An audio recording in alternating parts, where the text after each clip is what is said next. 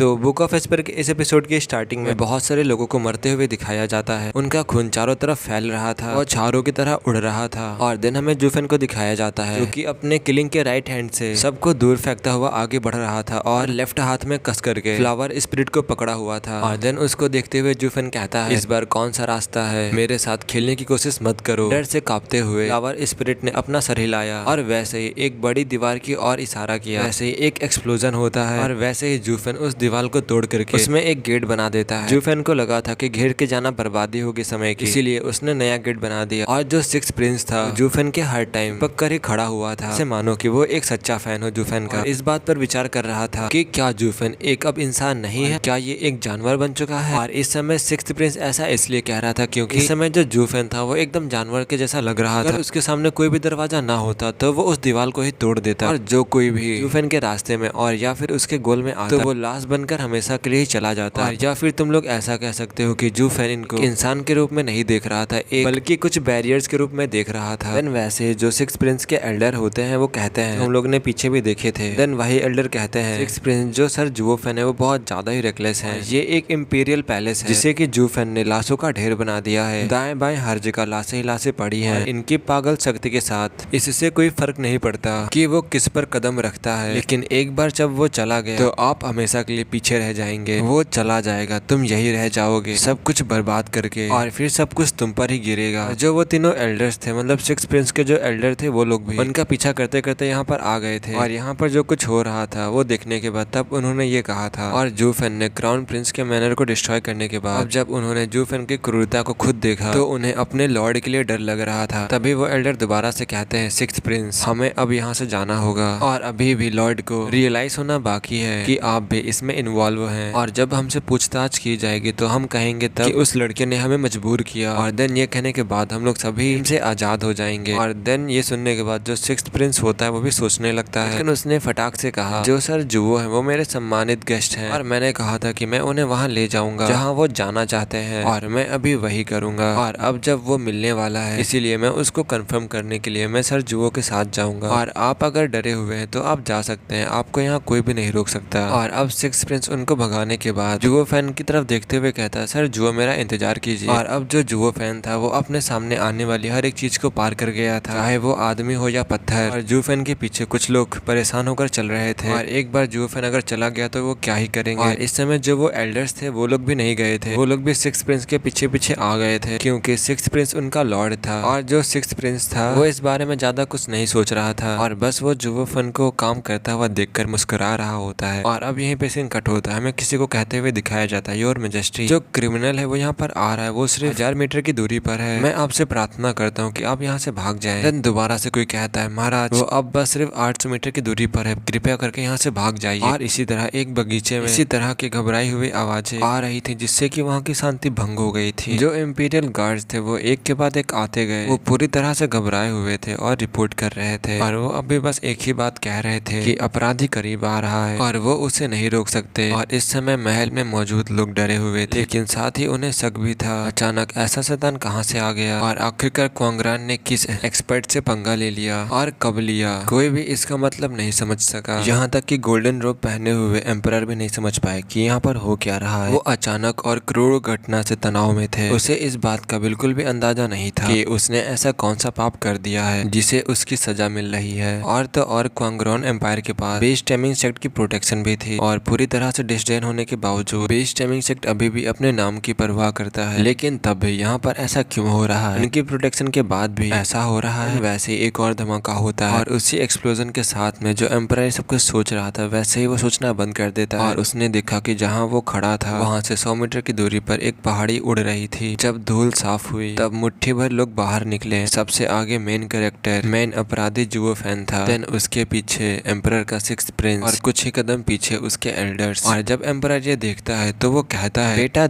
तुम गद्दारी करने की कोशिश कर रहे हो और आखिरकार इसका मतलब क्या है कि तुम एक आउटसाइडर के साथ इंपीरियल पैलेस में हमला कर रहे हो। और क्या ऐसा सिर्फ इसलिए है क्योंकि मैंने तुम्हें क्राउन प्रिंस का मैनर नहीं दिया, और क्या मैंने तुम्हारे लिए उस ग्लोरियस वाटरफॉल को नहीं बनवाया था, और इस सब चीजों के बावजूद भी तुम इतने आगे आ गए। मैं तुम्हारी देखभाल करने वाला आखिरकार मैं कितना ज्यादा ही मूर्ख था। देन वैसे ही सिक्स प्रिंस कहता है, इंपीरियल फादर आखिरकार आप कह क्या रहे हो, ना ही मुझे आपकी सीट चाहिए चाहिए और ना ही तो ये कोई विद्रोह है। आपको बस चुपचाप बैठना है और बिल्कुल भी मूव नहीं करना है, बल्कि आप दावत को एंजॉय कीजिए और बस हमें इग्नोर कीजिए। देन वैसे उसका इंपीरियल फादर कहता है क्या ये रेबेल नहीं है, तो फिर तुम लोग शाही महल में क्यों घुस रहे हो। वैसे सिक्स प्रिंस बोलता है इसमें मेरी क्या गलती, मैं बस अंदर जाना चाहता था, लेकिन जो ये गार्ड्स है इन्होंने बिल्कुल भी मेरी नहीं सुनी और जो मेरा मेहमान है वो बिल्कुल भी इंतजार नहीं करता है, वो बस तुरंत अंदर जाना चाहते थे। उन गार्ड्स ने बस हमें बिना किसी वजह के रोक दिया, तो इसीलिए बस हम लोग उनके बीच से निकल आए। अब एम्परर का माथा ठनका जब उसने जूफेन को देखा। देन उसको देखने के बाद कहता है तुम इंपीरियल पैलेस में इसलिए घुसे क्योंकि तुम पेशेंस नहीं रख सकते, क्या तुम पागल हो, क्या तुम मुझसे मिलने के लिए इंतजार नहीं कर सकते। इस समय जो सिक्स प्रिंस था वो एकदम ही चुप था और इस समय जो जूफेन था वो भी एम्परर को इग्नोर करके वो बस उस स्पिरिट की तरफ देख रहा था जो कि पॉइंट कर रही थी रॉक गार्डियन की तरफ। देन वैसे ही जूफेन कहता है क्या इस तरफ। देन वैसे ही जो एम्परर होता है चिल्लाते हुए कहता है पैनिक में आखिरकार तुम करना क्या चाह रहे हो। जूफेन उसका कोई भी रिप्लाई नहीं करता है। सिक्स प्रिंस ने भी पहले की तरह ही जूफेन का पीछा करने लगता है जिससे कि जो एम्परर होता है वो घबरा जाता है। वैसे ही एम्परर चिल्लाते हुए कहता है बेटा उसे रोको। देन वैसे ही सिक्स प्रिंस भी कहता है नहीं कर सकता इंपीरियर फादर, मैं ये काम कैसे कर सकता हूँ, जो हजारों राक्षस नहीं कर सके वो काम मैं कैसे कर सकता हूँ। ये कहते हुए जो सिक्स प्रिंस था वो हंस रहा था। वैसे ही जो एम्परर होता है वो अपना सर पकड़ते हुए कहता है ये खत्म हो गया, विपत्ति हम पर आ गई है और तौबा टियानसिन के होते हुए कौन अपराधी हिम्मत करने की कोशिश कर सकता है। और ये कहा था तौबा टियानसिन ने, और ये कहने के बाद जो तौबा टियानसिन था उसने अपने हजारों गार्ड्स को बगीचे में भेजा और घेर लिया। और देन वैसे ही जो 8 वार्डन होते हैं वो भी जूफेन के सामने आ जाते हैं जो कि फाइटिंग स्पिरिट से भरे हुए थे। ऐसे ही तौबा टियानसिन एम्परर को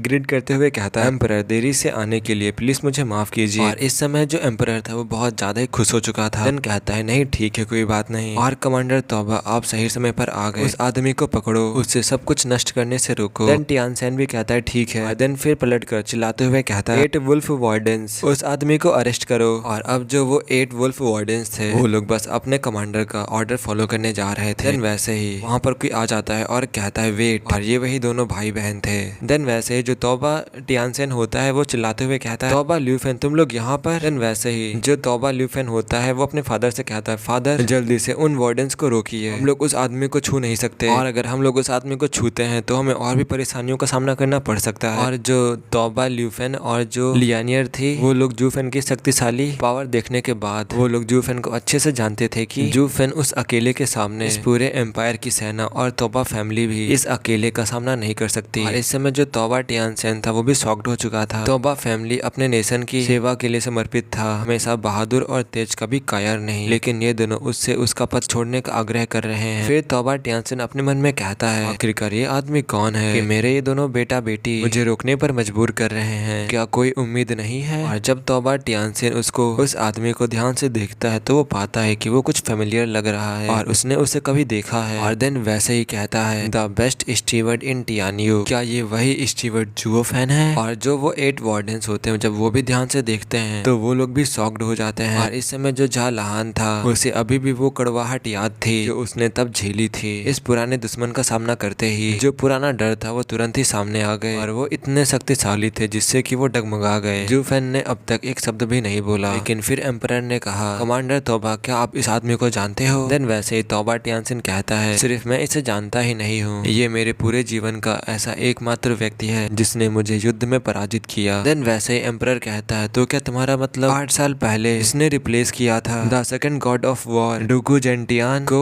जिसने डुगु जेंटियान को रिप्लेस किया था, क्या ये वही है। लेकिन ये क्वांगरान में क्या कर रहा है, क्या ये एक स्पाई है। और इस समय जो पूरी तौबा फैमिली थी वो घबरा चुकी थी और चेहरे पर घबराहट के साथ वो लोग एम्परर को देखने लगते हैं। देन वैसे ही तौबा टियानसेन कहता है योर मेजेस्टी मुझे नहीं लगता कि ये खुद ऐसा करेगा। देन वैसे ही अपने सर को जूफेन की तरफ घुमाता है, चिल्लाते हुए कहता है जूफेन कब से तुमने क्वांगरान के अंदर घुसने की हिम्मत करने लगे और अब तुम इंपीरियल कैपिटल में घुस आए हो, और इसीलिए इन गार्ड्स के कमांडर के रूप में तुम्हें गिरफ्तार करूंगा। देन वैसे जो वो दोनों भाई बहन होते चिल्लाते हुए कहते हैं फादर। देन जो उसका फादर होता है वो भी उनकी तरफ देखने लगता है और देन जो वो दोनों भाई बहन होते हैं वो अपना सर हिलाते हैं और देन वो दोनों अपने मन में कहते हैं फादर ये आपके लिए बहुत ज्यादा ही खराब होगा, और जो ये लड़का है पहले से बहुत ज्यादा ही भयानक हो चुका है। इस समय जो तौबा टियानसेन था वो बहुत ज्यादा ही कंफ्यूज था, इसीलिए वो अपने सर को खुजला रहा था। देन वैसे जो उसका उनके फादर होते हैं वो अपने मन में कहते हैं पिछली बार हम लोग इसके आर्मी के खिलाफ हारे थे, लेकिन अब वो हम सबके सामने अकेला है, और क्या फिर भी तुम मुझसे ये कह रहे हो कि मैं अभी भी उसका सामना नहीं कर सकता। देन वैसे ही वो लोग भी कहते हैं फादर उसे ऐसे ही नीची नजरों से मत देखिए कि वो अकेला है, वो अकेला ही हम सबके लिए काफी है और वो हम सबको ही अकेला ही कुचल देगा। और इस समय जो तोबा टियानसेन था वो थोड़ा सा हैरान था, उसे समझ में नहीं आ रहा था कि उसके बेटे और बेटी क्या कह रहे हैं।